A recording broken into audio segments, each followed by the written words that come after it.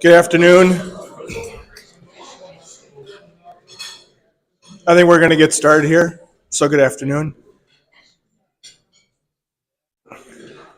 Yesterday morning, first of all, my name is Kyle Belov. I am the new president for NISCA. Yesterday morning at 9 o'clock, Mr. Jesse Cole gave a speech on team building. We want to recognize you for that, so if you could come forward. Speech was really good, very energetic. There was a lot of questions, a lot of discussion, a lot of team building, a lot of learning from that experience. So thank you very much.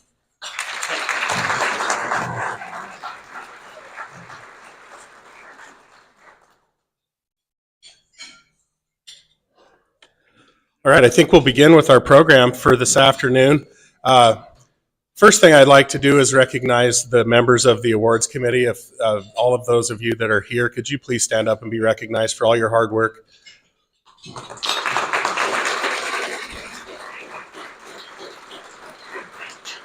These guys do a great job vetting through hundreds and hundreds of resumes every year, and I thank them for their hard work on this committee. Moving forward, the beautiful programs that you all have tonight are the direct work of, I called her my assistant before because she was my assistant coach in Laramie, Wyoming for 14 years. Now she's my full-time assistant with the NISCA Awards Committee. And I couldn't do this job if it wasn't for her, but Tamara Bredding made these programs, and I think they're absolutely fantastic. So could we give Tamara a big hand, please? Okay. Our first order of awards tonight then, or this afternoon, is going to be the David H. Robertson Award, and the chair of that is Tamara Bredding.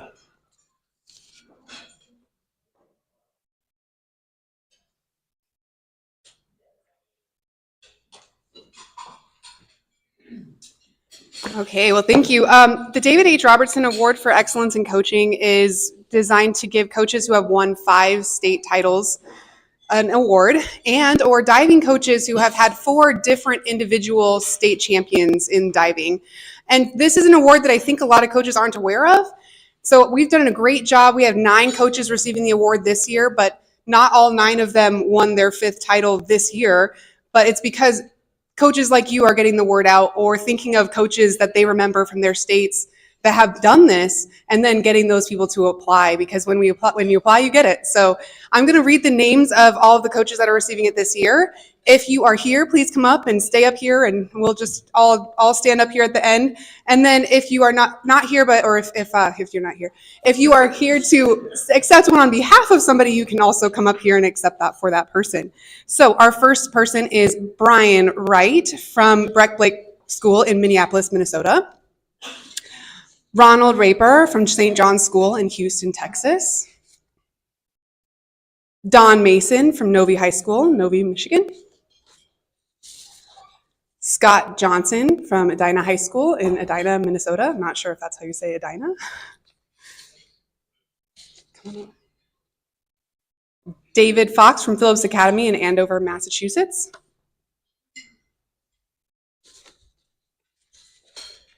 Daniel Flack, the Baylor School in Chattanooga, Tennessee. Russell Dewin from Kingwood High School in Kingwood, Texas. Michelle Carlson from Breck Blake in Golden Valley, Minnesota. And myself, Tamara Bredding, Laramie High School, Laramie, Wyoming. Is she here? So please help us get the word out. We would love to give this award to our coaches. Thank you. I'm not Ron Raper. I'm accepting this on behalf of him. Ron passed away May the 3rd, so I'll be taking this back home to his wife and family.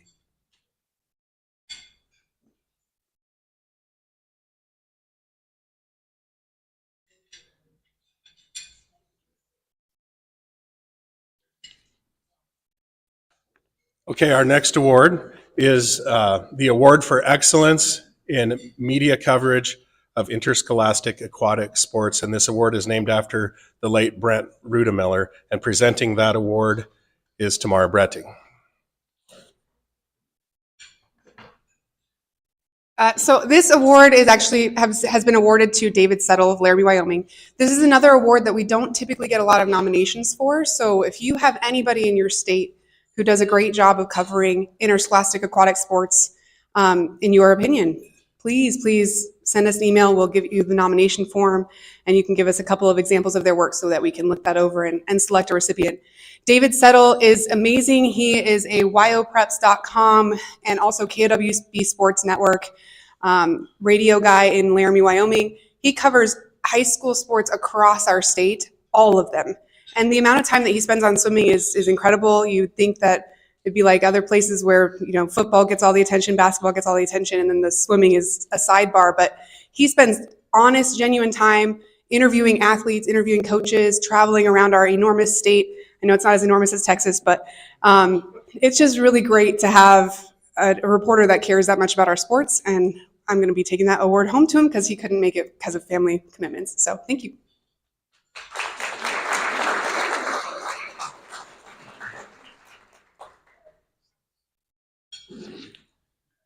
Next, I'd like to welcome to present the Life Member Award.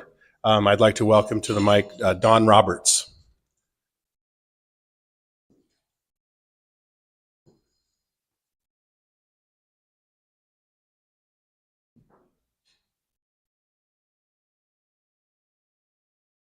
All right, thank you. So good afternoon, everybody. It's my distinct pleasure to be here to award or recognize an individual whose contributions to the swimming and diving sport and has dedicated his life to helping others learn to love swimming and diving as well, and has influenced countless lives in students and others. Today we celebrate Mel Roberts, aka Dad. It's probably why I get a little emotional, so I apologize. He told me I had 3 minutes. Usually takes me about 5 to calm down, so it's the way it'll go. So I apologize. But if you guys refer to the program, you'll see that the Life Membership Award is the highest award given by NISCA. This award honors members and their significant and distinguished service. An individual who's been a member for 30 years and has served as an elected officer in the letterhead for 14 years. So pretty distinguished and very honorable. As we said, Dad's accolades are in the program. I wanted to take a little bit different route. I wanted to talk a little more about what made him a good coach. Good coach, a good person. What I did is I reached out to some of my teammates, and there were a lot of memories that people had of Dad. First of all, if you guys ever were able to see Coach at a swim meet, he always had these tendencies that we loved. He always would carry his clipboard, and while he's holding his clipboard, you could always tell he was twisting his hair.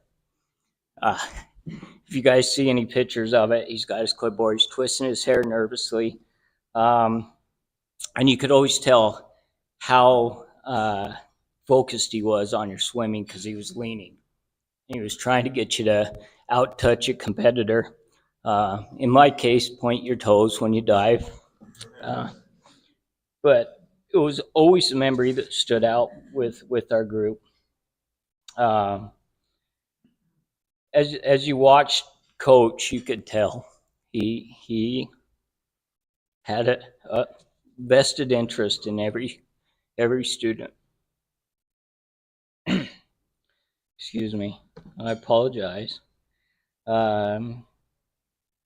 Every year he would meet with the students. We would have one-on-ones with them. we would sit down, go over our individual goals with him. He would outline the goals for the team, and then he would help you direct your individual goals to meet your team goals in order to have a successful outcome. He continually pushed his swimmers to excel both inside and outside of the pool. All lessons that we've carried with us into adulthood. He always scheduled time for team sociables. When I talk to others, we always remember the socials. Whether he was driving a bus full of students to the haunted house. Yeah, sounds horrible, right? I can't. That alone would make me cry. Or a barbecue up the canyon, or getting everybody together for a holiday party. All memories that we all took with us and changed our lives. As you said, personally, I can't think of anything worse than taking a school bus full of kids anywhere. He absolutely remembers everybody. You guys have probably recognized that here. As we've been here with them, people will come up, they'll say, "Hi, coach." He knows who you are, where you came from. I've been in the store with them. People will walk up, they'll call him coach. He calls them by name. Once they leave, he tells me what they swam. Yeah, who they are and what they became in life. Over his 60 years of coaching, he's become incredibly distinguished. We're all very proud of him. One note I have to mention: when I was looking things up, talk about Dad, I came across a interview that he did in 2015, and one of the questions that the interviewer asked is, over your life and 60 years of coaching, what's the most significant changes that you've seen that have had the biggest impact on swimming? His answer: goggles.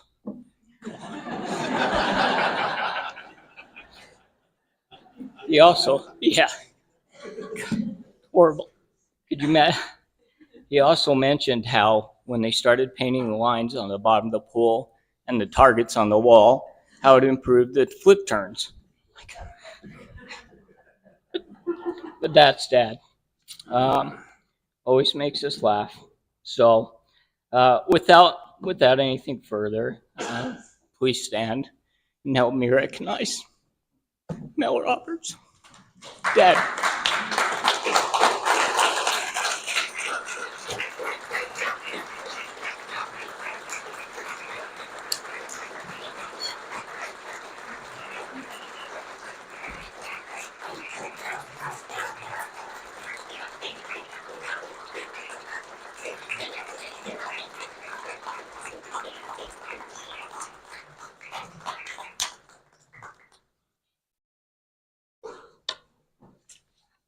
You done? I at least feel better. I'm good. I'd like to recognize a few people that came from Utah with me. My wife, Gwen, is in the back. And Dawn and Jim are sons of a group. And then Shelley is Dawn's wife. And Cindy and Chris are daughters that are with me. So it's really neat to have that kind of support. I'm asked how can you go for 48 years coaching?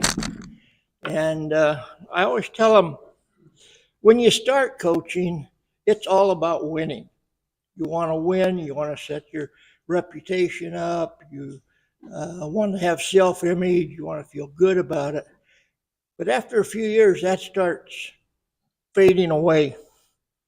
And you realize that you're a teacher and you're teaching those kids self-discipline. You're teaching them how to set goals. You're teaching them a lot of things. And then this winning really doesn't matter that much. One of the things that we had was, our saying was, obstacles are what you see when you take your eyes off the goal. And we experienced that. I'd coached about 30 years. And when I got back, it was ironic, it was from a NISCA meeting. The mayor came down to my house and told me that we're going to close the pool. It's unsafe and you won't be able to use it anymore. And I said, well, will it be done by next year? It'll be a couple of years, he said. So that was an obstacle. And we had a big outdoor pool, about 10, 12 miles from Tooele. And it had no dressing rooms. And so the boys dressed in the filter room, the girls dressed in the concession stand, and then they would come out to the pool. It's kind of funny. First time I told them, I said, be careful if there's ice around. And some of the girls got out and they had probably 50 yards to go to the dressing room. And they put their feet down and it would freeze and they would lift their foot up and take part of the skin off. And they learned.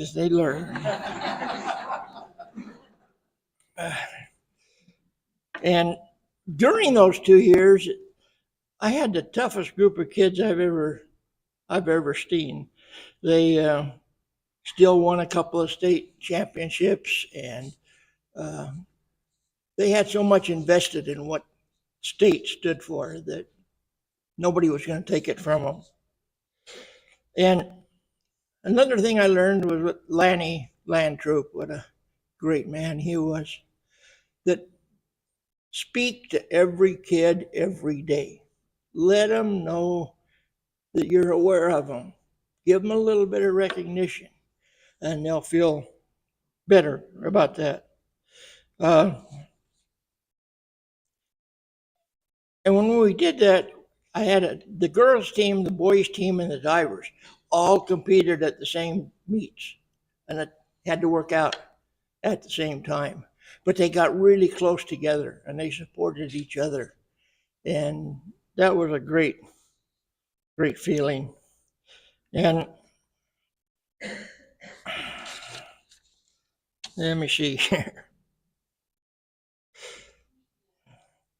The other thing was that when I was walking around the bank, you would see somebody that was maybe getting their arm too straight on a recovery or something, and you'd go tell them, let's get the elbow up, look through the window, and then you'd walk off. And I learned that you can't do that. You need to stay there and let them know that they've done it right or done it wrong, and because they think they're doing it right.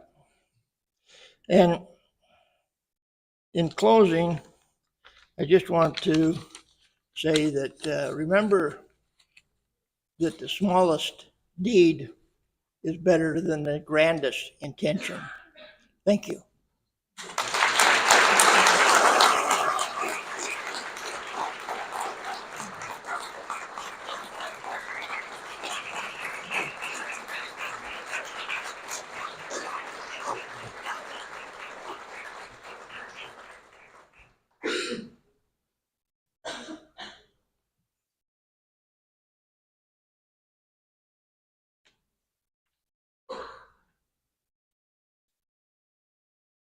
Congratulations, Mel. You're a legend in NISCA, and we certainly appreciate you. That was fantastic. We're going to move on to the Outstanding Service Award. And our first presenter this afternoon for that is going to be presenters Ryan Barnes and Jeremy Harris.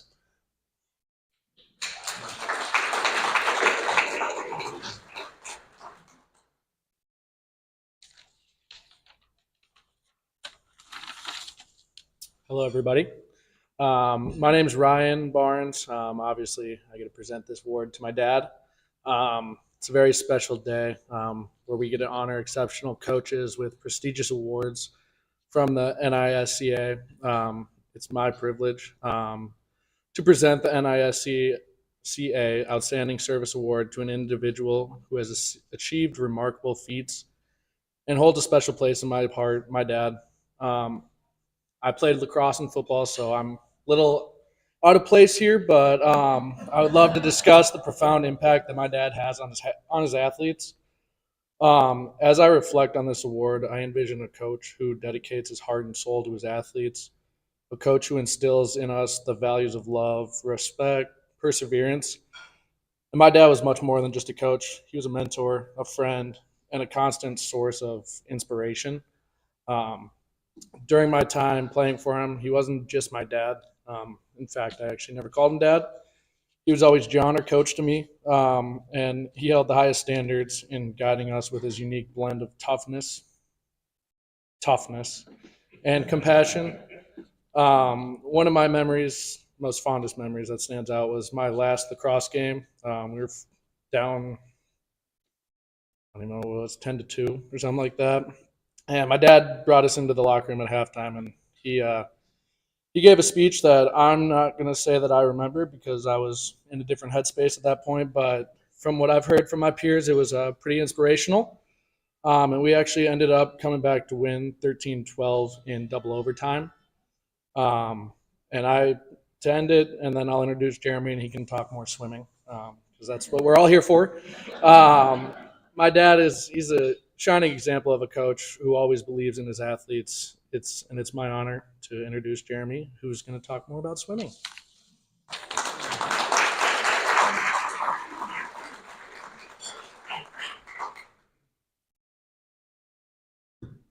Good afternoon. The great ones do one more. That's what Bob Bowman said. And under Coach John Barnes, that's exactly what we did. 100 hundreds on New Year's Day, while the rest of the competition was sleeping off the night before. 2050's butterfly. No fins, no excuses. A mile run, followed by a mile swim, followed by a 3-mile run. Then another 1-mile swim, 2-mile run, and another 1-mile swim, and a 1-mile run to finish. Practice before meets. Christmas training trips outside when the temperature was near freezing. These weren't just workouts, they were proof. Proof that we were outworking our competition and, more importantly, outworking who we were yesterday. Talk is cheap.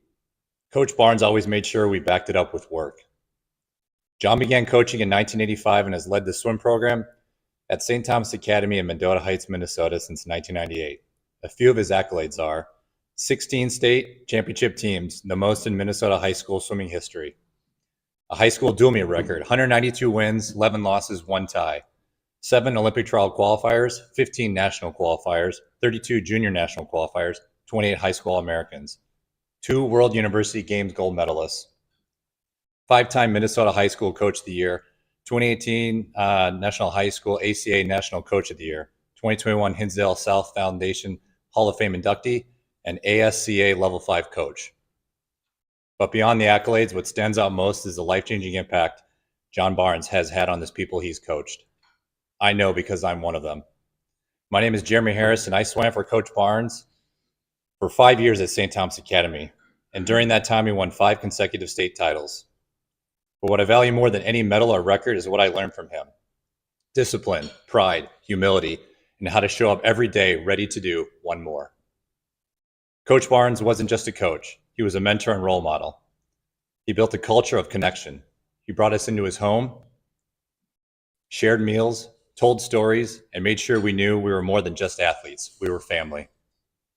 When it came time for college decisions, he was there, calling coaches, organizing visits, sitting down with us and our parents to talk through not just what school we wanted to get into, but what kind of men and women we wanted to become. John immediately impacted my life both in and out of the pool when he became the head coach during my 8th grade year. His dynamic approach enabled every athlete to conquer the physical and mental challenges required not just to succeed in swimming, but in life. He instilled in each of us a deep sense of self-worth, a belief that we could at any moment rise to meet our opponent or overcome ourselves. The mindset shaped how I approach competition, leadership, and adversity long after I graduated from high school. And when I faced the greatest challenge of my life during my senior year of high school, testicular cancer, it was with the strength and resilience Coach Barnes had instilled in me that helped carry me through. But it wasn't just the grit he taught, it was the way he showed up. The day I found out my diagnosis, I didn't go to practice. Coach noticed immediately, and as he always, he made sure I knew when I made a mistake. But when I told him why I hadn't showed up, something changed. He didn't hesitate. An hour later, without being asked, he was at my house. He knew I was an avid golfer and a huge Tiger Woods fan. So instead of talking about the long road ahead or breaking down in fear, he picked up the controller and asked if I wanted to play Tiger Woods golf. We played for 2 hours, laughing, talking trash, and completely distracting me from what I was facing. Today, he continues to serve St. Thomas Academy not just as a coach, but as a director of community engagement and special projects. For over 20 years, he dreamed of building a new pool for future athletes. That dream is finally coming true, as the ground is broken and completion is near, thanks to his vision, persistence, and tireless work. Coach Barnes is the most dedicated, demanding, compassionate leader I've ever known. His legacy isn't measured in trophies, it's measured in lives changed. As Coach Eddie Reese once said, "The only thing you take with you when you die is that which you have given others." Coach Barnes gave me the strength to overcome adversity, the confidence to believe in myself, and the opportunity to chase a dream, including the chance to swim for Coach Reese at Texas after graduating high school. His impact will stay with me forever and with every athlete he's coached. John, thank you. And congratulations on this well-deserved honor. It's my pleasure to present Coach John Barnes with the NISCA Outstanding Service Award.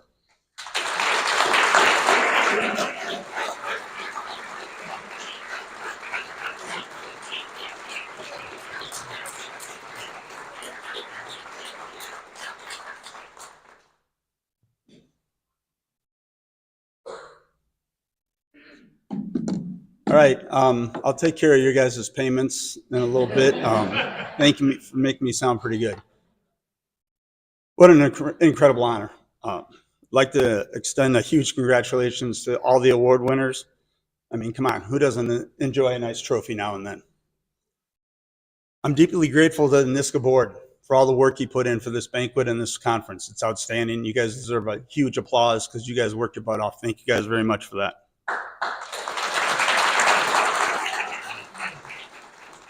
It's an incredible, humbling honor to receive the NISCA Outstanding Service Award, mainly because I'm still trying to figure out how I even deserve it, because there are so many guys before me that did amazing things. But this is an incredible honor that I will forever be proud of and so deeply honored by. But as y'all know, all these kinds of awards are only achieved with a group, almost like the old village, you know, it takes a village to build something. Well, I have a village that's incredible. The support, the encouragement of my family and friends. Okay, yeah, they're super cool, they're fun, they get tired of me, that's okay. But I'd like to take a moment here to express my heartfelt appreciation to those who have made an impact in my life. To my wife, Ann, you're not only my partner in life, but my guiding light. You're my rock, my best friend. Your unwavering patience with dealing with me. Your love and support have inspired me to become a better man, father, husband, and leader. Okay, let's be real, I'm working on all of those still. She was a lady that when I proposed to her after some meet, when I walked in the house and grabbed the box that her uncle had sent and threw it at her and asked if she wanted to marry me, and I said, we can get married in April or August. Those are the only weeks I have off. But I'm grateful to share this honor with you. Thank you very much, hon. To my two amazing sons, Tyler and Ryan, you both embody the spirit and excellence and have been a constant source of inspiration to me. Mainly because you guys are just way smarter than I am and better athletes than I will ever be. But I'm so proud of the young men you became and what you're doing in life. To both of you, Tyler, I know you're watching at work, being bored, so thank you very much. To my parents, Bull, that was my dad's nickname as a football coach, and Virginia, I know you're watching from above and you're happy and smiling, and maybe you're one of the few people laughing at my jokes, but that's okay. To my sisters, Mary, Mike, my sister and brothers, Mary, Mike, and Dave, thank you so much for your support throughout the years, even though I was an annoying younger brother for most of it. They're a little bit older than I am. They're 72, 77, and I think pushing 80. I'm only 63, so I wasn't, as my dad would tell me, I was always the oops in bed. To Jeff, Laura, Keith, and Zelina, thank you so much for attending. Now, Keith, huge thank you. After our little incident in the bar when I was dating your sister and you wanted to get in my grill and make sure that I take care of your little sister, and well, I've done that, so. But thank you for letting me marry your sister and being part of your life. To Don and Mary, thank you guys for everything.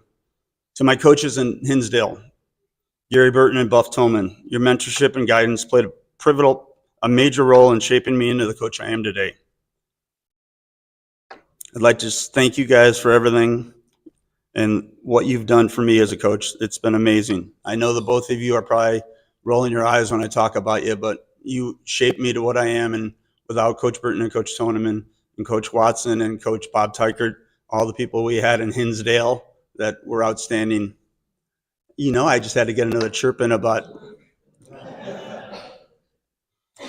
But more importantly, to all the incredible athletes. Okay. When Jeremy talked about the titles, people ask me how many state titles I've won. My answer is none. The athletes do the work, and I've been lucky enough and blessed to work with some incredible athletes in swimming, football, and lacrosse. So I just want to thank all the athletes for everything they've done. Your dedication, your perseverance, your passion have made this journey so much fun.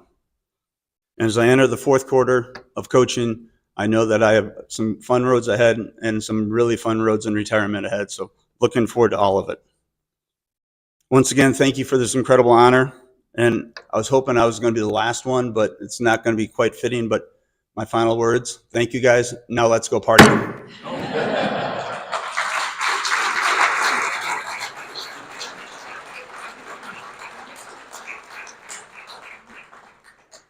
I need to take this with.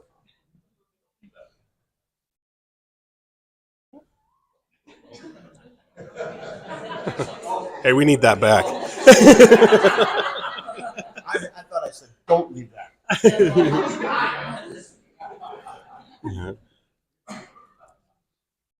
Our next presenter this afternoon is Mike Schulke.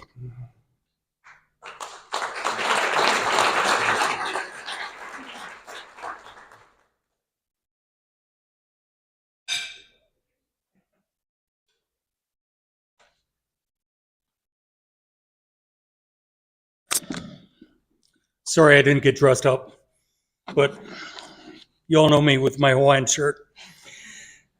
I'm here to talk about Tim Folks. You can read about his accomplishments in today's program, but I want to tell you more about the person that I've known for the past 29, 30 years. I was the Neenah High School swim head coach, and I remember the day in November of 1996 when I first met Tim. I was without a diving coach at Neenah High School for about 3 years.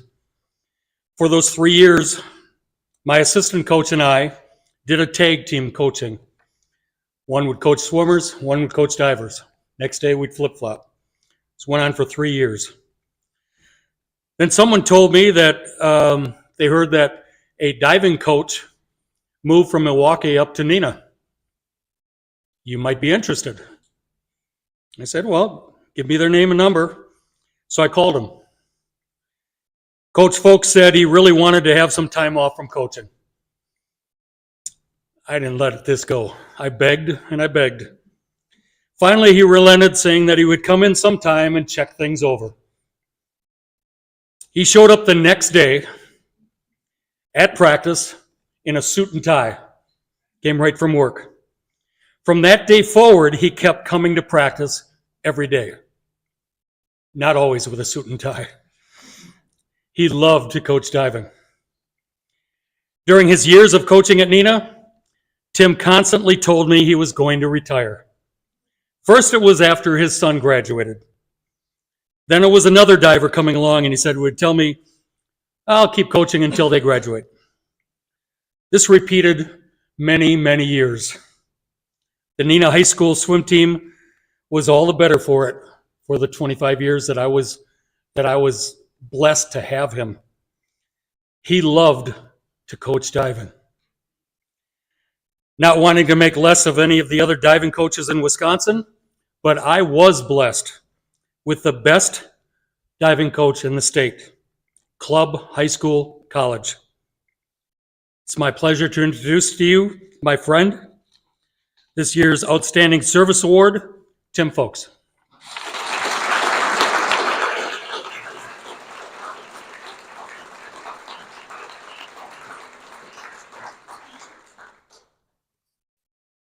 I'll get this down for you a little bit.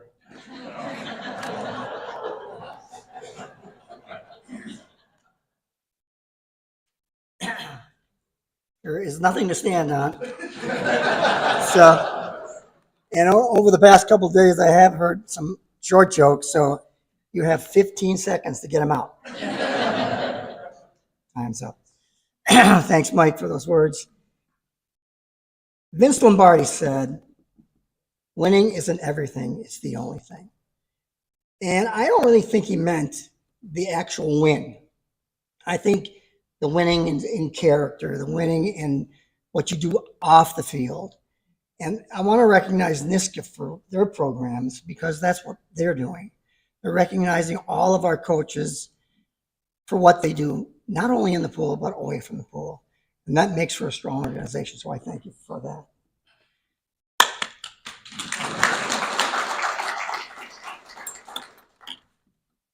My NISCA connection started a long time ago. It started even before I knew about NISCA.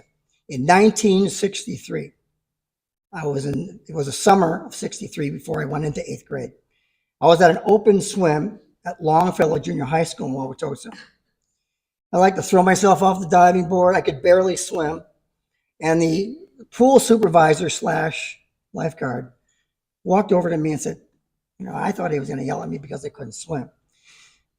But he said, would you like to learn how to dive? And I said, sure. That man's name was Bob White Sr. and a long-time member of NISCA. So sure enough, he told me to show up at the high school the following Saturday, and that's when I started my diving lessons. And that's when I started diving for Coach White in 1964. And sure enough, and a long member of NISCA, and sure enough, 3 and 4 years later, NISCA showed up again. These are my actual All-American awards from NISCA, so I thank you for that. 1967 and 1968. So thank you for that. And Bob was my mentor. He was my role model.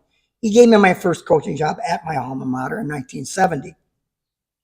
And the rest is pretty much history. So I won't go through it all because I'm sure you don't want to be here until 5 o'clock this afternoon. But fast forward to 1996 when I did go to Neenah. I got an opportunity. It was my last coaching opportunity. Thank God.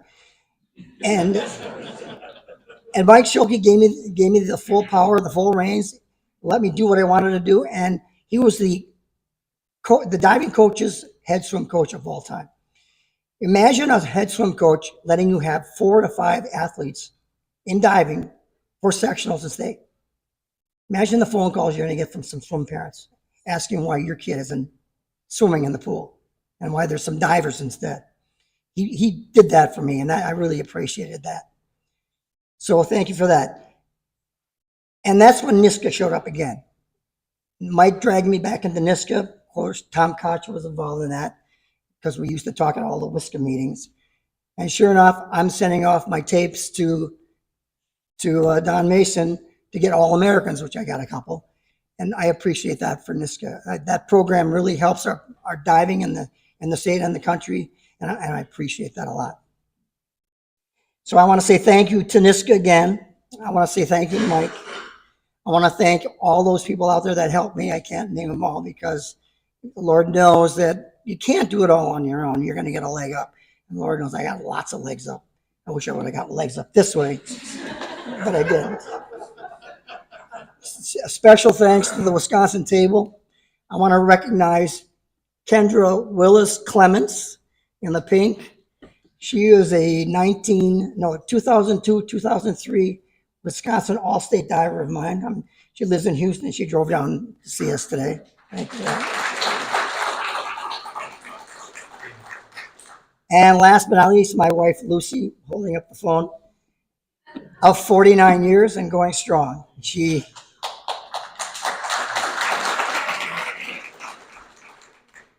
brought me up when I was down. She helped me celebrate when we had the wins. Couldn't have done it without her. Thank you again.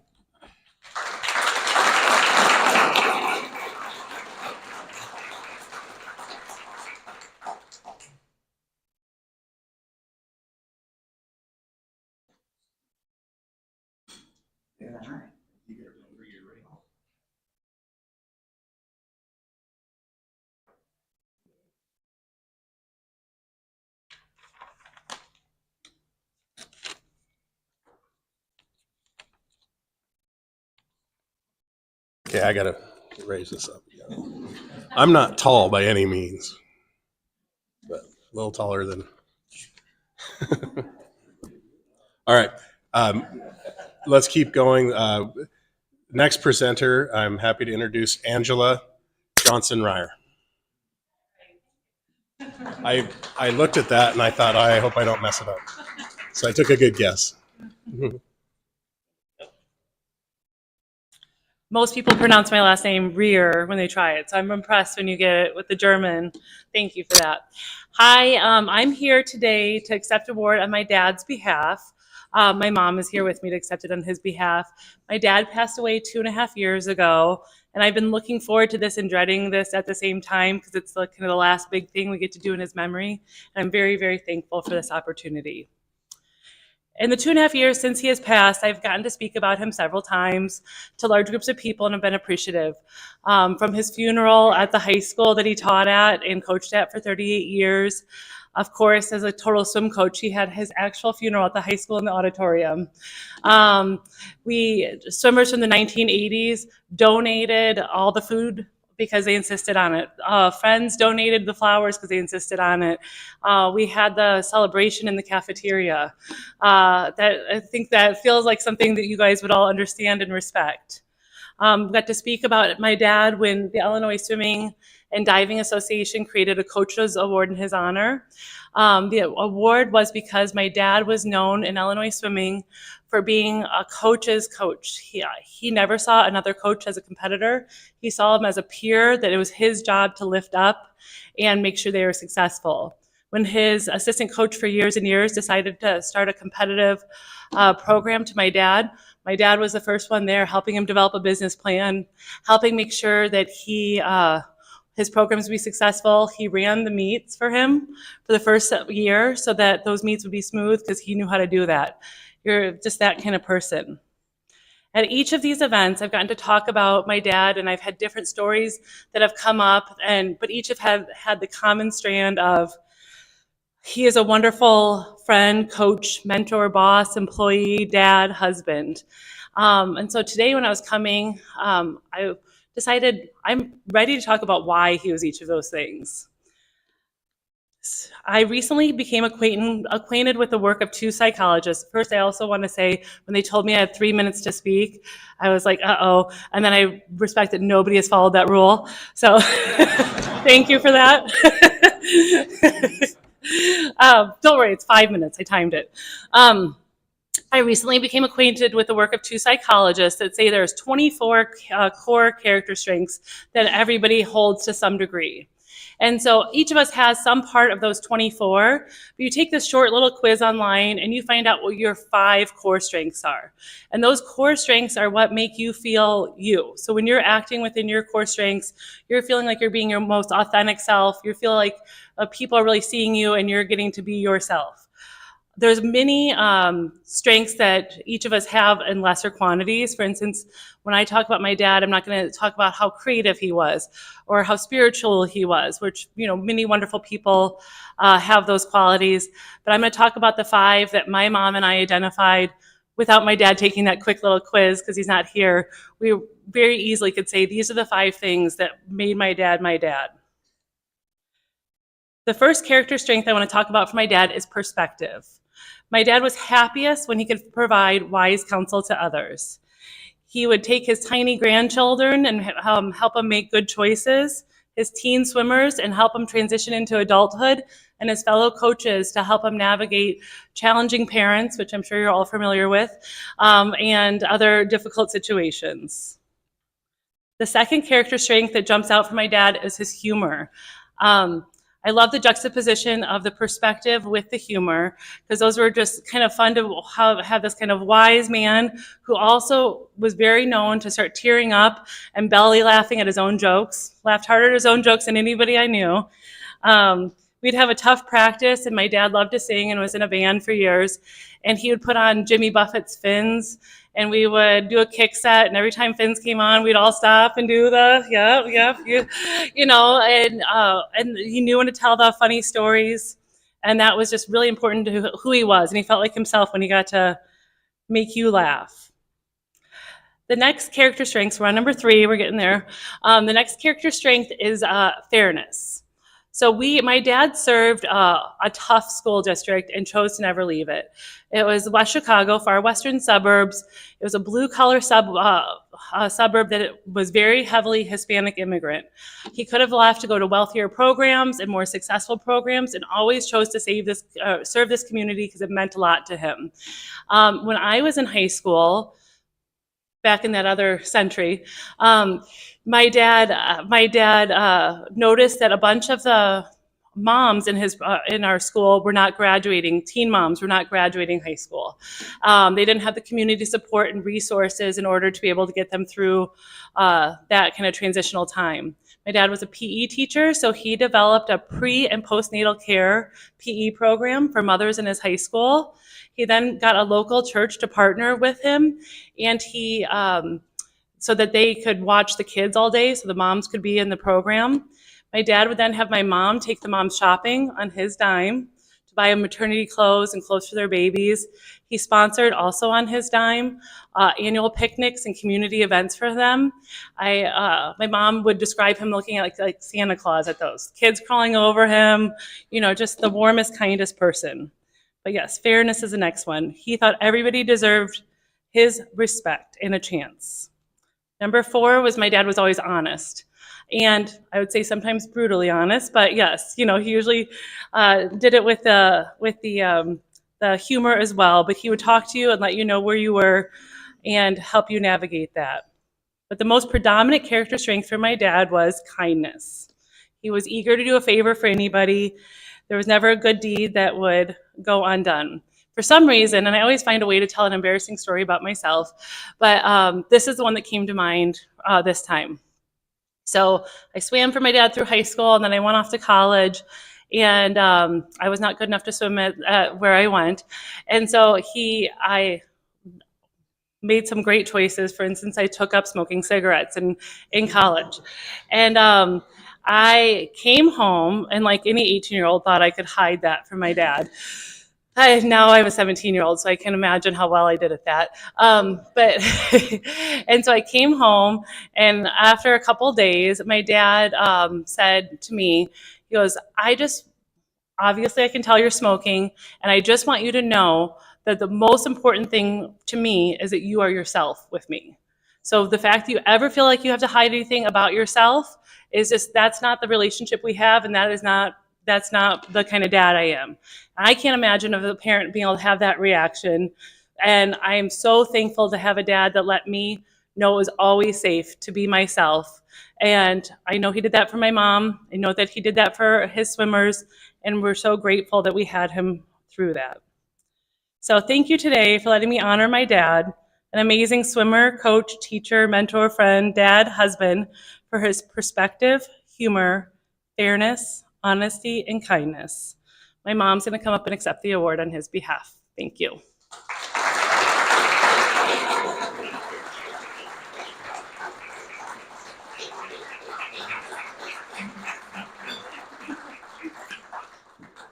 She's not speaking. She doesn't do public speaking.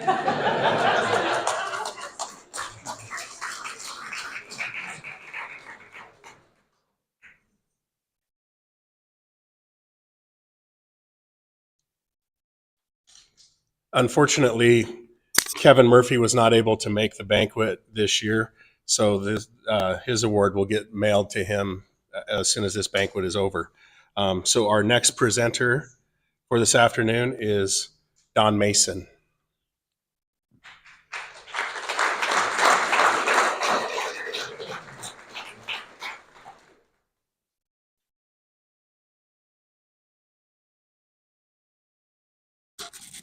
After going to print, we made a slight adjustment.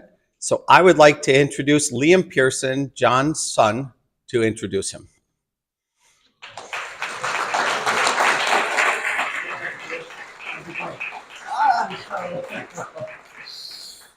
How can I prop my phone up? That works. Okay. Good afternoon, everyone. I'm Liam Pearson, obviously John Pearson's son. A couple of days ago, I was given the honor and the pleasure of introducing someone who, throughout my life, has helped me grow, not just as an athlete, but really as a person. And this is like throughout college, high school, and going into college. It's really been weird having my dad as my coach not be my coach in college, even though sometimes he still tries to coach me. I appreciate it. I really do. I just want to start off with a story, really short and brief. During my sophomore year, I really struggled. Like, through competitions, it really wasn't easy for me. I never could just hit my dives that I needed to hit. And he always really said one thing, and I never believed him. Like, it was probably because he's my dad, but he always said one thing, and that was just to trust the process. Now, if I'm being honest, yeah, I didn't believe him. I was like, I can probably just do my thing, and I'll be good. And realistically, that did not work out, even though I wanted it to. But at the state meet that year, I warmed up. It probably took me 2.5 hours, and we probably had like 4 to warm up. I wanted to get on the board and just keep warming up so bad because in my head, what I thought was right was not. If I over-warmed up, it would have been a disaster. But he kept me on that bench somehow. And I'm telling you, it was the most intelligent decision I think he's ever made. He told me, no, don't get on that board. You'll crash and burn. I didn't want to hear it. But he stood firm and kept me on that bench, and I ended up placing 7th place that year. And I think the year before that, my freshman year, placed like 2nd to last. So it was honestly really great advice. And then as a coach, his accomplishments are just as impressive as his advice. He coached about 56 state finalists, and 12 of them ended up being all-state athletes. And then 9 of those were All-Americans who were obviously ranked top 100 in the country. And that's just a few of like his accomplishments. I mean, he sent me his resume. I think it's very impressive. But I mean, I don't know that much. But beyond these stats, what truly sets him apart is his ability to teach life through the sport. I think that is the most important takeaway as his son and as an athlete that I could even think about. Whether it's mentoring the new coaches or helping athletes learn that failure is a part of the journey, he's always focusing on helping others grow. Through our club, he brings in coaches that think they know a lot more than they actually do, and he actually teaches them how to coach. And he teaches them from basically pulling belts to just showing them how to do lineups. It's actually the craziest thing I've ever seen. And in the future, that's what I want to learn how to be able to do, is to coach as well as he does. So with that, please join me in welcoming one of the most influential people in my life, my coach, my dad, John Pearson.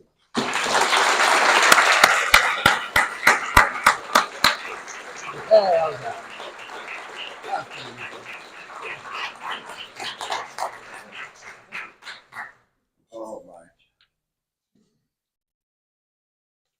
So a couple of years ago, we were at a signing day, and I was, as a coach, I get to speak about my divers, and I actually saved Liam for last, and his mother was really upset because I was the only coach there that made the entire table cry. This was his chance to get even, and I think he did.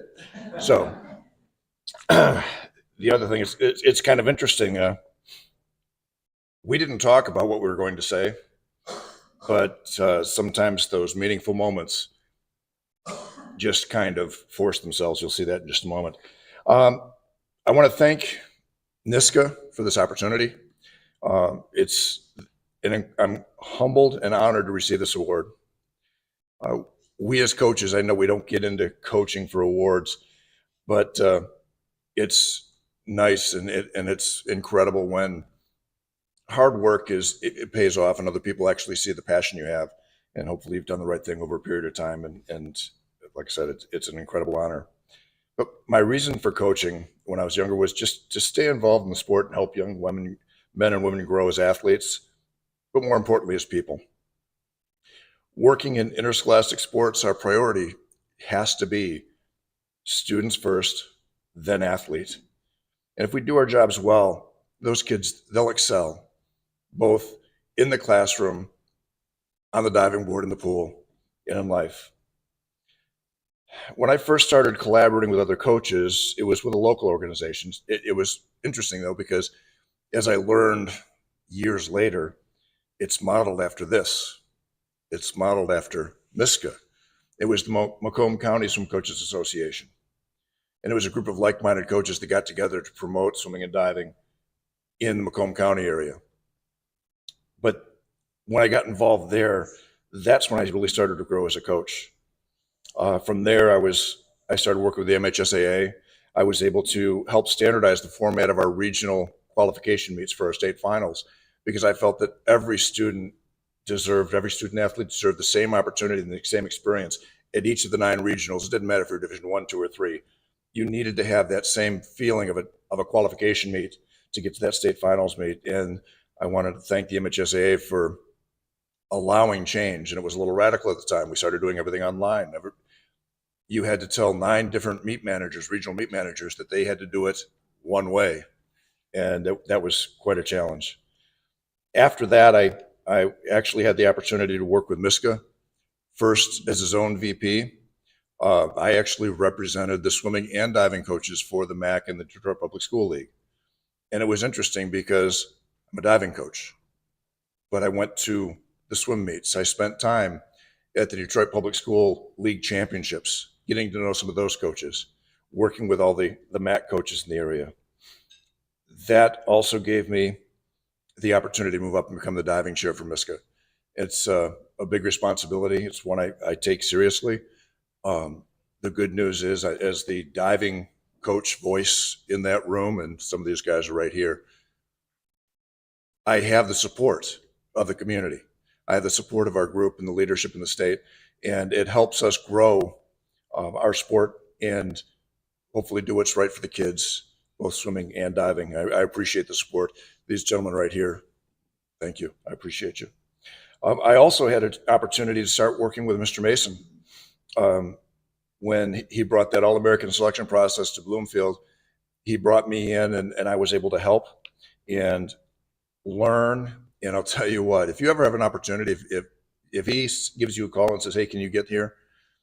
You want to talk about the best diving coaching clinic that you can possibly have.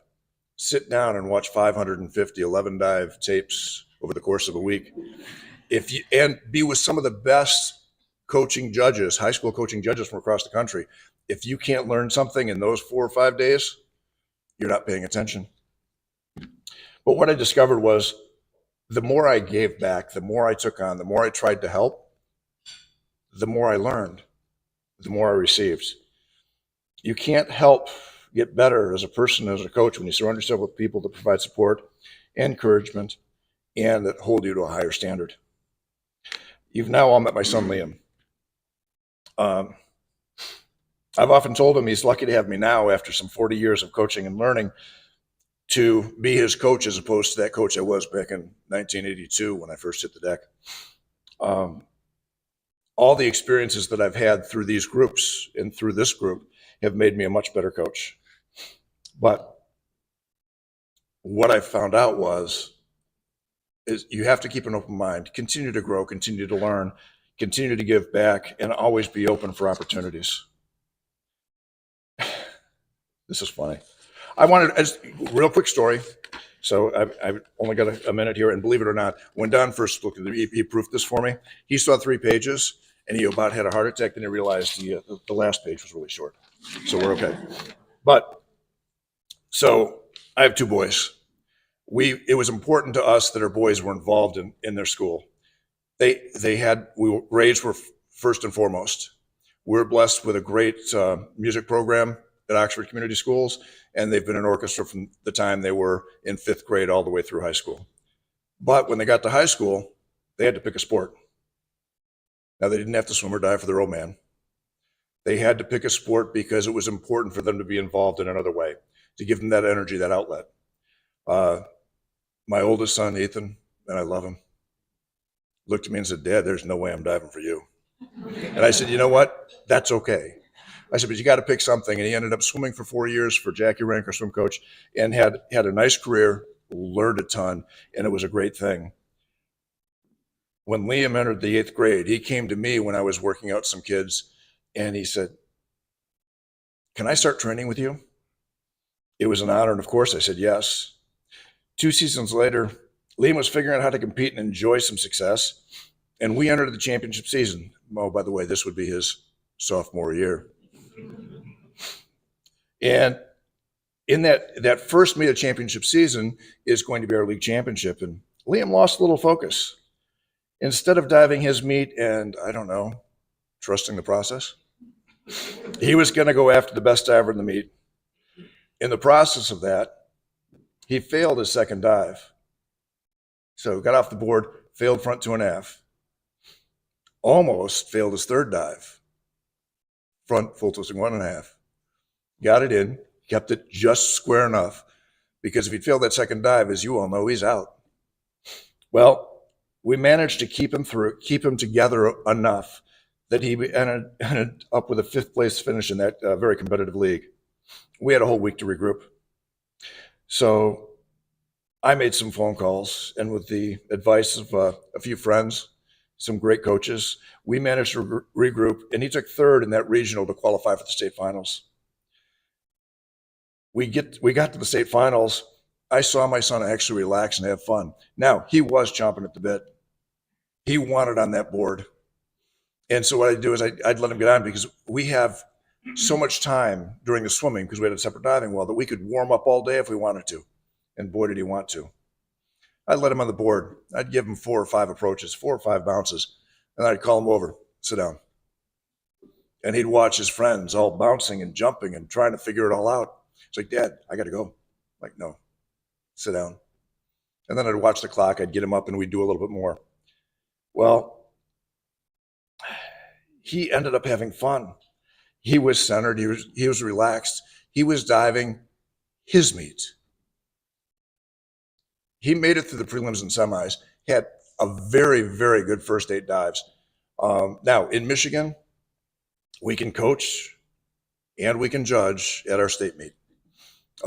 Just to make it clear, we do publish a judging analysis on every championship meet. You cheat for your diver, the whole world's going to know, and they'll call you out.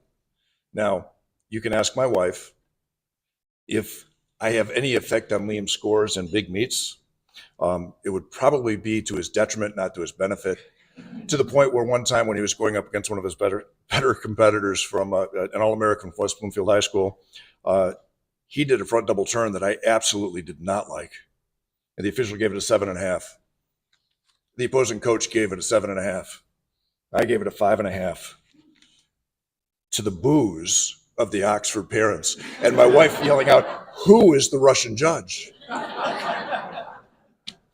But that Saturday afternoon, when we got back for finals and he made the finals, top 16, and you can move anywhere from 16th to 8th to 5th. You can be 3rd and end up 12th. It doesn't matter.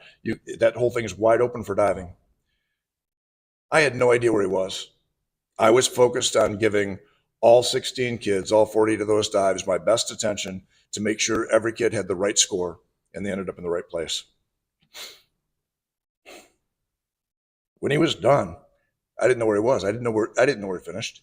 I just knew how proud I was as a father and as a coach. And at that point, I leaned over to Don Mason. I said, "Do you have any idea where he finished?" In Michigan, your top 8 are all state. The next 8 are honorable mention, basically. And Don said, "I don't know, but I'll find out." And he walked away, came back and whispered in my ear, he's 7th. So his memory's good. He was 35th out of 36th as a freshman. He was 7th as a sophomore because he believed in himself and he trusted the process. So that was a great performance, an all-state performance. He finished that season well, and it springboarded him to a pretty decent high school career. He was All-American 2 years in a row after that. He was All-State all 3 years. He's now diving. He finished his freshman year at Cleveland State University, diving for a coach that I respect, and he was a finalist in conference meets as a freshman on both boards. So it did a wonderful job. But it was, and it continues to be, a great ride. And I appreciate the story. But it was kind of funny because I didn't know he was going to talk about that sophomore year. But that was a moment that meant a ton to him, obviously. It meant and continues to mean a ton to me. As I close, I want to recognize a couple of my biggest cheerleaders. My sister-in-law, Becky, and her husband, Frank, are here. They've been at every big event for my son and for me. And I appreciate the travel. I appreciate being here. The other person that I have to thank is my wife, Kim. She's been putting up with me and what we do for this sport we've been together 25 years. And she knew what she was getting into because I've been coaching a little bit longer than that. But thank you, Kim, for allowing me to do what I love. As coaches and leaders, continue to serve. The rewards and memories that you receive will last a lifetime.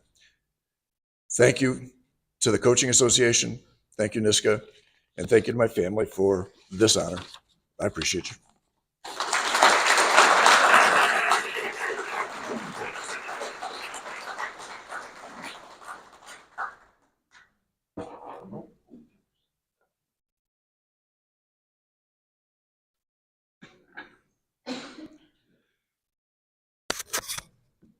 Up next to present our honorary member award, again, is Don Mason, who's hugging it out over there.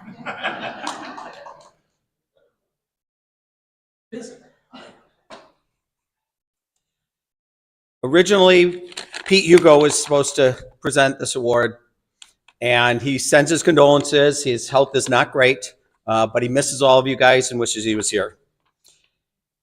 I would love to talk about Sandy. Sandy has been with the National Federation of High Schools for over 10 years now. She's received many awards, mostly from Indiana, but also from the NFHS as well as NISCA. We know her best as our rulebook editor, but she also has many other responsibilities, including preparing and running both the rules committee meetings and then the state, I don't even know what you call it, the state meeting where they all come in and learn the next year's stuff. I believe she is one of our biggest supporters for high school swimming, diving, and water polo. And her hard work, dedication, and passion for swimming and diving is really incredible. I'm proud to invite Sandy to come up to receive her NISCA Honorary Member Award.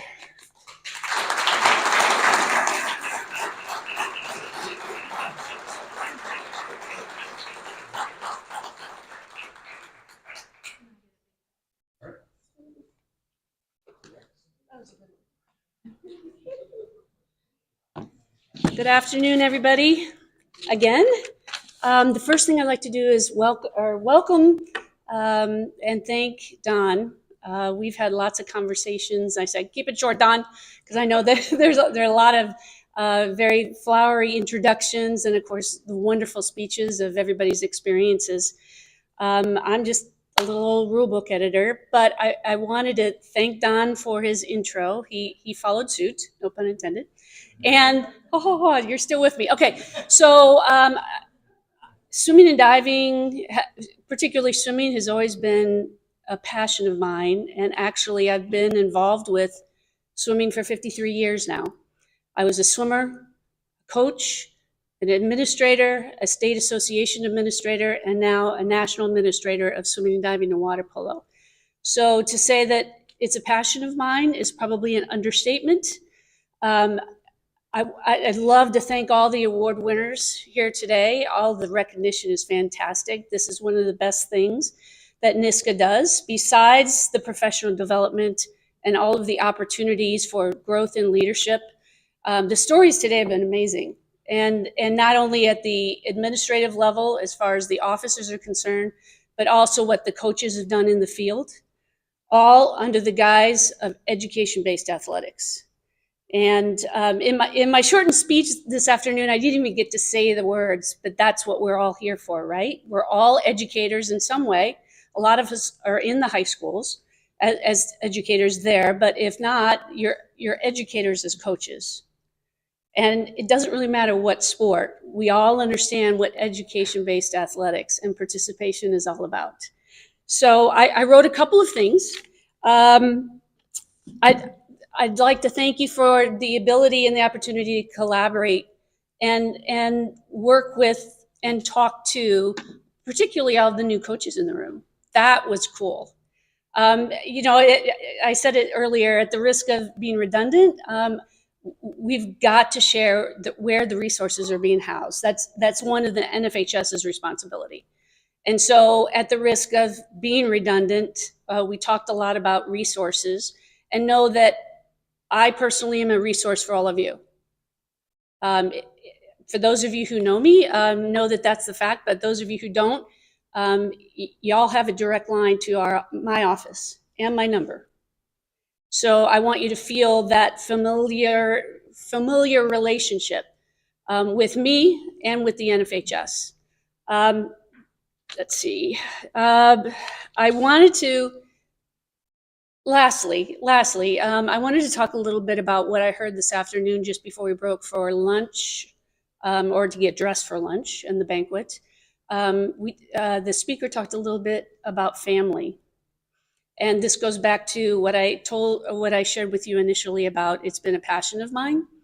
That family, that NISCA family, that ISCA family in Indiana, I began working with them in probably 84, 85. And throughout the years, I was thinking about this when I became an administrator at the Indiana High School Athletic Association. I would come in on Sundays and provide a meeting opportunity and space for collaboration, not only for the high school ISCA, but also for USA Swimming, Indiana Swimming, so that they could collaborate and work together to form a Hall of Fame. I remember those long Sundays, those 6-hour meetings, trying to figure that stuff out. I'd do it again in a heartbeat, because what it did is help bring those two groups together. One thing I was unable to say this morning when I was speaking to you is that we have a unique opportunity with the backstroke ledge implementation. You have all of these resources from club coaches who have been using this device for 10 years. It's a great opportunity to reach out to them and ask for their help, particularly when a lot of those facilities have the ledges and those coaches have the expertise. And let me tell you, in dealing with situations in which the two groups aren't speaking to one another based on observations at the state championships, I try to facilitate those conversations. This is an opportunity to bridge that. And I hope our states take that opportunity. That's what I'm going to be sharing with the State Association administrators during their rule interpretation meeting in a couple of days. We need to make sure that we take advantage or take the opportunity of every situation that is presented to us. So I hope you all have that concept and are willing to work together and implement this piece of equipment, because 2 years from now, it may be something else. So creating that network and those relationships are so darn important. I can't even tell you, that's the one thing I learned in the 53 years in the business. One last thing, for those of you who saw the video, when everyone swims, the young man that was talking about water safety, and he had IU stuff behind him, he and I started coaching together. He was a diving coach, I was a swimming coach in '84. And he became a professor at IU School of Health, and he created the swimming system for the country of Vietnam. So he stayed involved with swimming. That's his passion too. So it is kind of a family, right? So anyway, thank you very much for this opportunity, for the recognition. I so appreciate it. And have a good rest of the day.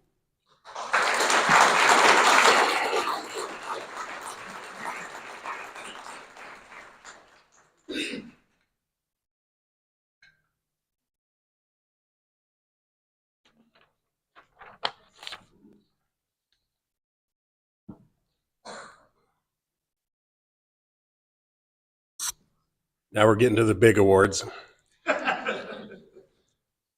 For quite a few years, NISCA had decided to present a glass plate at the NISCA banquet in place of this beautiful award. And I truly wanted to bring it back because I think it's an absolute work of art. I carried these bronzes, 2 of them, in my carry-on bag and was detained at the Denver airport for about 35 minutes. They thought maybe I had a bomb in there or something, but I'm happy to bring them back to this banquet, and very happy to introduce right now Mr. Ryan Julian.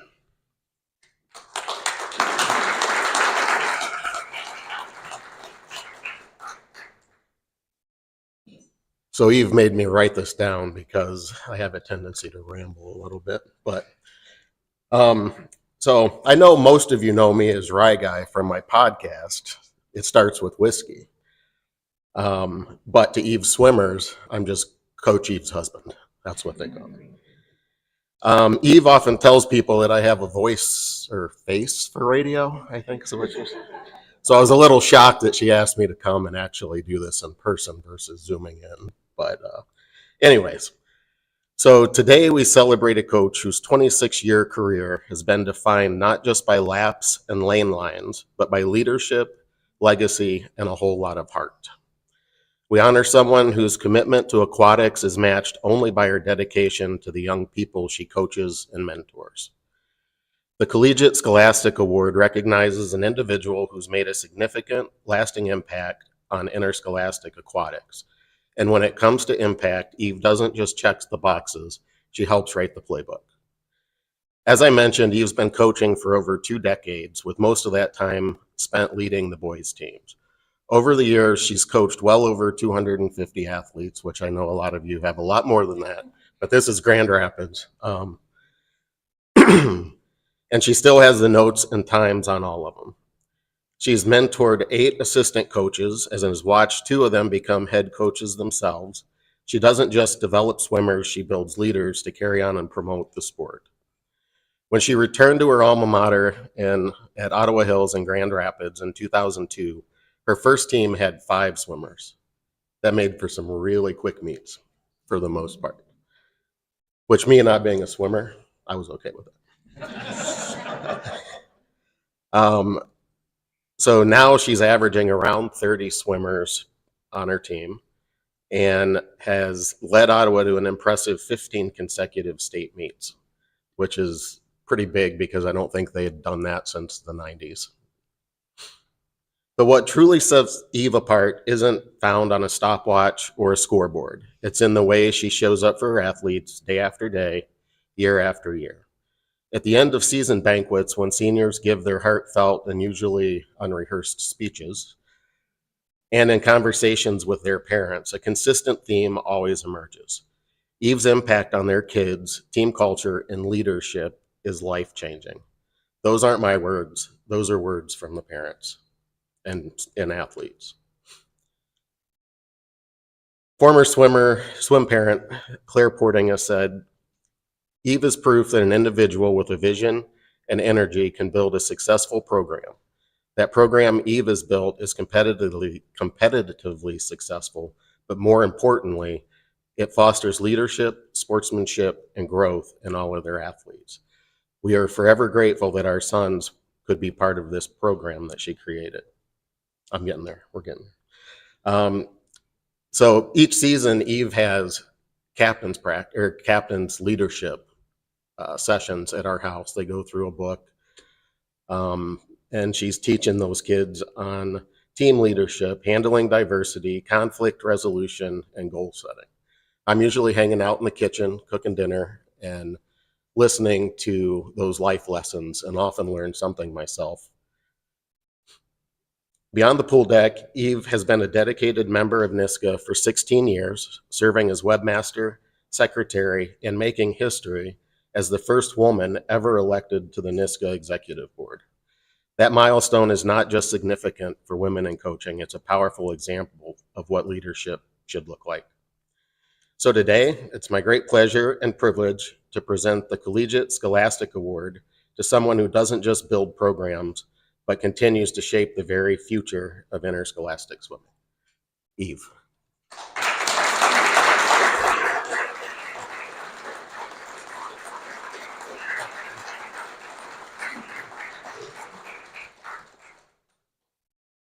It's a lot easier when I'm just up here bossing you guys around. I want to start by thanking a couple of people. First of all, my parents, my mom, Jane, who encouraged me to swim in high school and to stick with swimming my freshman year.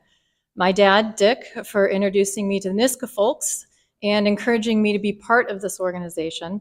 And thanks to both of them for showing me how important it is to be involved in whichever community you find yourself in, whether it's school, church, or the wider community. Thank you to my children, Zoe and Eli. They gave me perspective on what it is to be a swim parent and helped improve my coaching immensely. They were really good with the feedback loop. Swimming was our connection through those rough teenage years, and it was always something that we could talk about, even if they didn't want to tell me anything else about what was going on in their lives. I loved being just a swim parent because I didn't coach the girls' team for Zoe. And Eli swam for me, and he was part of the teams that won a couple of conference championships, and it was really special to be able to share that with him. Most of all, thank you to my husband, Ryan. He picks up the slack for the 3.5 months each winter where I essentially disappear from the house and the family. He makes dinner every night and makes sure that I eat it, which is good. He shares my attention with the 20+ kids each season and is always supportive of both me and my teams. He listens to me work through my frustrations on our evening walks and supports me when things are tough and celebrates with me when things go well. He was also a big help on the technical side of things when I first started as webmaster with NISCA. He and Dick were actually the brains behind the website for the first couple of years until I got it figured out. I want to also thank my assistant coaches, past and present. I love that they bring me new energy, new ideas, they keep me centered, and they are great at the things that I am terrible at. My current assistant, Michael Weller, and my dive coach, Ashley Keener, make me so much better every day, and they are so much fun to work with. Also, thank you to everyone that I have worked with here at NISCA, whether you were on the executive board or you've been on the letterhead. It has been a pleasure working with you all. And thanks to all the coaches who come to the conference and have let me ask all the questions, told me all their stories, and made me feel better when I thought I was the worst coach ever. Just happened a couple of times. In 2010, I sat at my first NISCA banquet, like a lot of you are right now. I was young, at least relative to everybody else in the room. And I, yeah. And I was in awe of the coaches that were around me. They had multiple state championships, conference titles, awards earned, All-Americans. I really felt like I shouldn't even be in the same room with these people, much less part of their group. And then I listened to Tom Kacha accept the Collegiate Scholastic Award. Tom had been editing the NISCA Journal for years and had been doing a fantastic job. His daughter, who presented for him, talked about how beloved he was by his swimmers and the parents and the community. He talked about his coaching, about how he didn't have a state title and he had a couple of conference championships, but how much he loved coaching and working with those kids. And as I listened to him talk, I thought, maybe there is a place for me after all, even if I don't ever win a state championship. So I coach at the same high school where I swam. When I came back after college and a couple of years away, the team had been decimated. So I started the work of rebuilding the program to what it had been when I had been there. It took a while, and the work isn't quite done yet, but I'm really proud of what we have accomplished. More than the wins and championships, though, the thing that I love most is the kids. I love the ones that come in scared of the water at the beginning of the season, and by the end of the 3 months, we have turned them into actual swimmers, like with a start and a turn and everything. I love Thanksgiving and Christmas break when the alumni stop by, come back to chat, tell me how college is going, sit and watch their current teammates do the 12 days of Christmas, because there's no way they're getting in to do that again, and just generally be there. We had our first alumni meet 2 years ago, and I got to see kids that I hadn't seen since 2009. We probably had 100 swimmers and coaches show up to that meet, or swimmers and parents actually show up to that meet that first year. And watching all those kids and families together on the pool deck made me realize what we had been able to build as a program. The current team loves meeting the kids who have become our cautionary tales and their heroes off of the record board. I love seeing the amazing adults that they've become and catching up with them. My NISCA journey began in 2008 at All-America Diving, where I complained about the state of the website to Lanny Landtroop. Don't complain to Lanny Landtroop, because then you end up being tapped as the webmaster. In 2009, I attended the NISCA clinic as a vendor, met a few more coaches, and watched the election of the new president-elect with interest, because it was very close, very political, very exciting. So in 2010, I innocently asked Lanny Landtroop, what's the election for this year? And then I got elected secretary, because again, you don't ask Lanny Landtroop what's going on, apparently. I called my dad to tell him that I had been elected, and he said, do you have any idea what you've gotten into? No, but my response was, I mean, do they? Also no. I was apprehensive about working shoulder to shoulder with legends of the sport like Lanny, Mark Onstadt, Dana Abbott, and so many others. But I also knew I had the skills required. I'm very organized, and I am mostly good at communicating with people. So I took a deep breath and I jumped in. It took me a couple years to get comfortable, but here I am 15 years later, and I think I've pretty much got this down now. So here's what I've learned from the first couple of years of being the NISCA secretary and webmaster. First, this conference is the best education that you will ever get in coaching. It is my favorite event of the year, and I go to a lot of coaching clinics as part of my day job. And if you find yourself sitting near someone you've never met, just introduce yourself. If you have questions about coaching, go ahead and ask. Or buy the old guy coaches a beer and ask them to tell you their stories. You would be surprised at how much you can learn about coaching while sitting on a bar stool listening to people tell stories. It is the best educational setting I can think of. Also, don't be intimidated by somebody's championships or awards. They were young coaches once too, and they know what it takes to get where you want to go. Every one of the people in this room is happy to share their experiences, their stories, and their advice. You may also find your new best coaching friends. You will definitely come back with stories. Some of them you can share with your team, some of them you probably shouldn't. Second, NISCA needs you all. Your talents, your skills. You don't have to be an expert out here to help. You just have to be willing to serve. I know you are all very busy coaching, working, teaching full-time, raising families, perhaps even volunteering in your communities. And you say, I want to help, but I'm really busy right now. I'll do it when I have more time. Let me tell you this, there is no time, ever. There is never a perfect time to do this. When the kids are little, you're living in a fog, you're just trying to survive. As they get a little older, you're chasing them around, you're running them from this sport to that sport, to play, to band, to all the things. Then they graduate from high school, And you go visit them in college, you travel, you do all the things you didn't get to do when they were little because you had kids. And then finally you get to retire. And apparently, according to the people I've been talking to lately, you are busier than ever. And nobody knows how that works. So if you wait for the perfect time, you'll never do it. There is no perfect time. There is just right now. You'd be surprised at how you can fit the things in that are important. And I think that this work is important. Connecting coaches and helping to educate them, growing our sport, advocating for coaches and athletes. All of this is critical work. Also, it's good for you personally. As I said, you will learn more over a beer at the bar with the coaches than half the clinic talks that you attend, no matter how much money you spend on it. The friends you make here in this group will be for life. They understand what you're going through better than anybody else on the planet, and they will be there for you. It's time for the next generation to step in and pick up the reins. I am still considered one of the young ones, and I am not that young anymore. If you don't step up, this organization is going to fade over time, and that loss would be devastating to the swimming community and the coaches everywhere.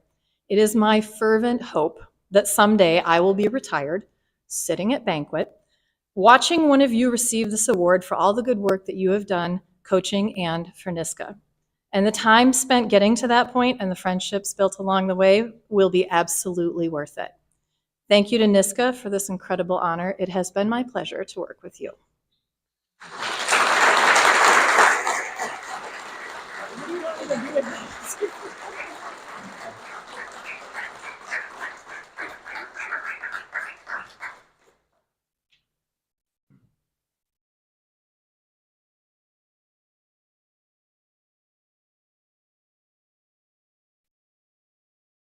While Tamara's setting up the final award of the evening, I'd like to invite all the recipients, as soon as this banquet is over, to please stick around and come up and get your picture taken for the journal by the big banner here behind me.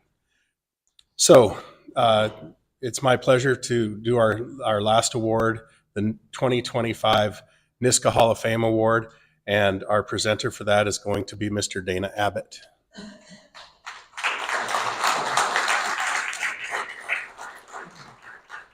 I guess this counts as the dessert. Enjoyed Eve's chat right now, but I'd like to amend one of the lines that you shared at the end in encouraging the coaches to sit around and buy the old guys a beer. Onstott and I suggest you say a beer or two or three. The NISCA Hall of Fame Award is the highest award that this association presents. In the mid-90s, I met up with this used to be young man and the TISCA leadership team. I was secretary and became president, and we pulled Jesse on as treasurer, and this began a very good friendship. By the time I got involved with TISCA, Jesse was already a well-known state championship coach, and I was sort of in awe that we got to work with each other. As you read your notes in the program, you can see that he's won a number of Coach of the Year awards. We probably had to melt some down to make this lovely swimmer. But in Texas, there are 3 levels of state-sponsored championships. There's your district, then region, then state. He won 17 district championships, 12 region championships, and 6 state championships. Along the way, he also accumulated 9 other Coach of the Year awards. And working with this guy has been so much fun. There are a lot of coaches have 2 sides that you see. One is the calm, serene, easygoing coach. But when you get on the deck, there is a switch that gets flipped, and they are in high gear. They are high energy. And as we saw yesterday from his excellent chat about balanced coaching, Jesse really can turn it on. And so my brother, when we've called each other Brother Jesse and Brother Dana for years, it's sort of a joke, but we also feel like brothers, as most of us do in this fraternity of coaches. But I think I need to get away from the mic, and so we can have some high energy comments from my good friend, Jesse Cole.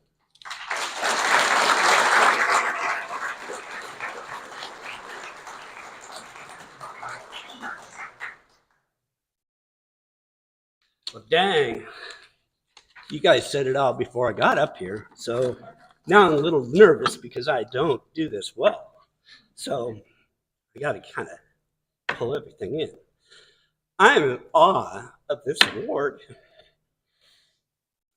I was a young coach. I didn't think I was ever going to be good. But as I gather my thoughts, I saw NISCA and I saw the All-American awards that people got. I go, I want one of those. And I want my athletes to get those all-state awards. And so it was important to me early on. I was in awe of all these names that I would see on the journal and things like that and go, man, that is great. So how do I get there? Because I'm competitive. My wife knows I'm very competitive. I'm stubborn. So those are things I have that, it just drives me crazy. Sometimes I got to back down a little bit. But you saw yesterday, I kind of get going. One of my things, I'm more comfortable just yelling at, swimmers on deck. It's just easier, if I can go, yo, go, kick and do these things, and they just look at me. This guy's almost foaming at the mouth sometimes. I usually have a cup of coffee in my hands, and so they all know I'm really caffeined up. And so that's kind of the way I am. So when I start talking and I can't make eloquent remarks, I'm just not that guy. And so my wife said, just speak from the heart. So I'm going to try. So I'm just looking through things. For the past 40 years, I got to see a lot of kids and see the raw potential they had and transform some of that raw potential into confidence. And hopefully, I always thought if I could get them to be confident in the water, they're going to be confident as adults. And I think that's really everybody's saying. You're trying to transform someone into somebody that they can take it into their life skill. Because at the end of the year, or at the end of their life, or in the middle of life, that kid that went 25.5 in the 50 free is suddenly a 21.5 50 free when they're 40 years old. So, we all kind of change the numbers a little bit. But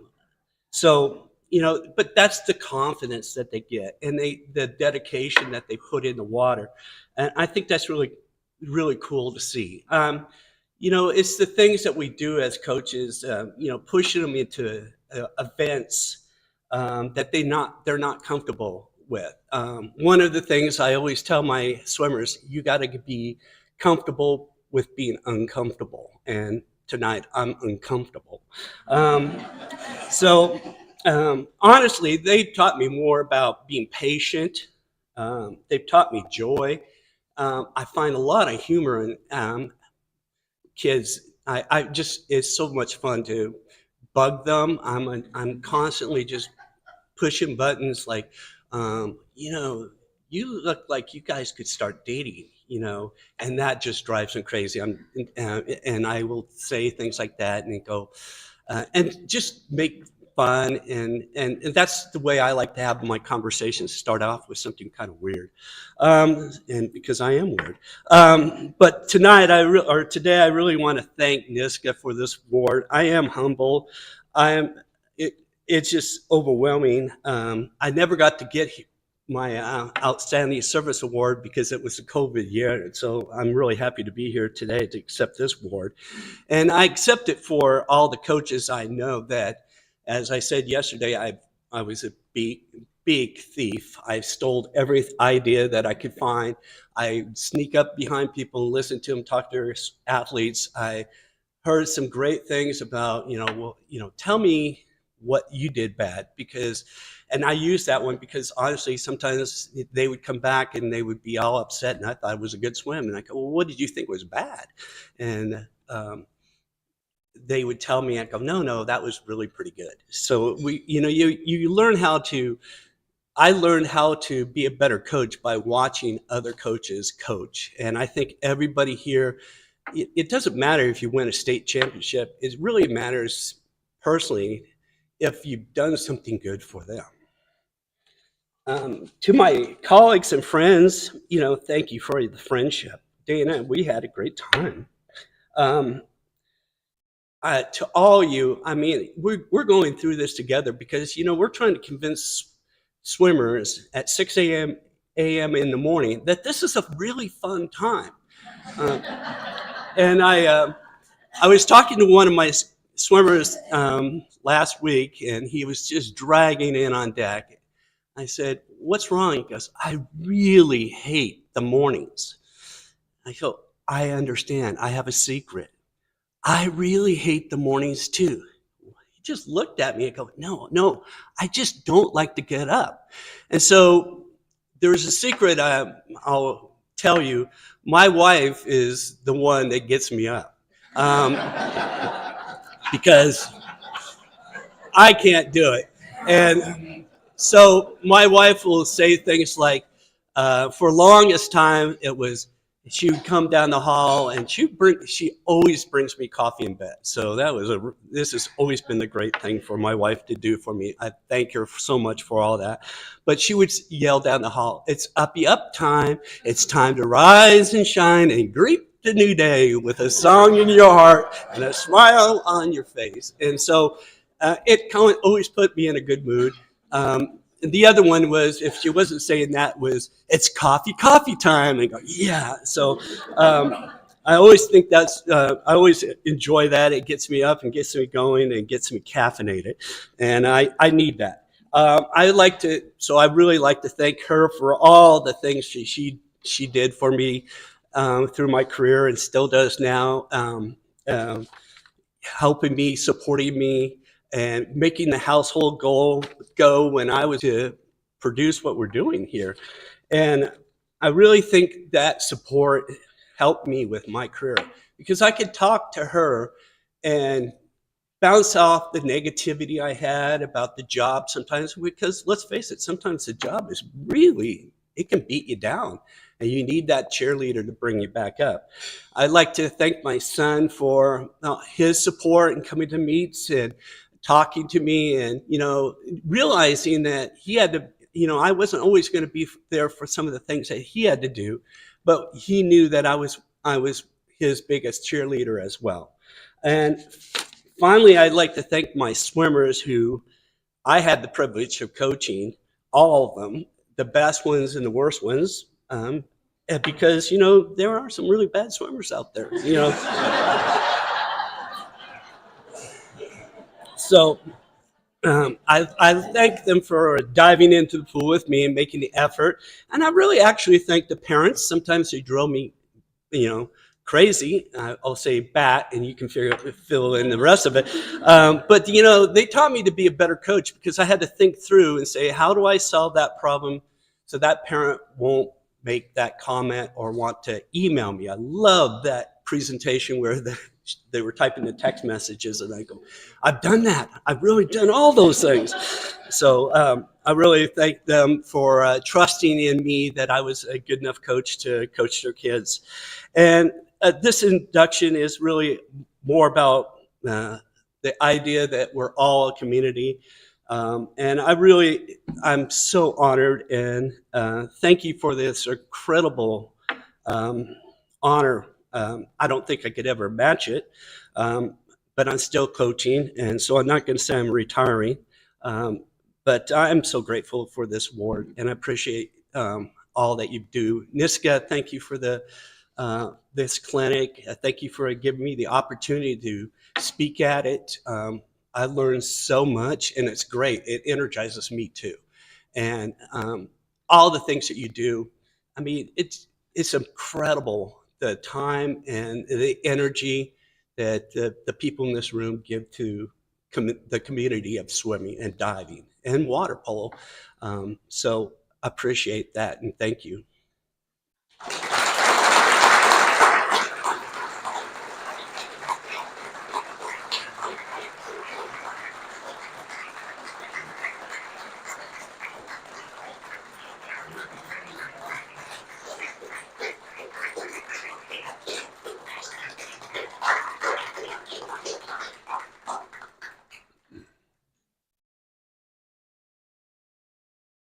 I'd like to thank everyone so much for making this such a special afternoon.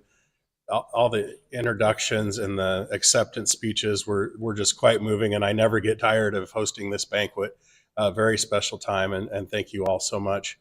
Hope to see you next year, as many as we can, in Grand Rapids in June, and we're looking forward to another fantastic clinic next year.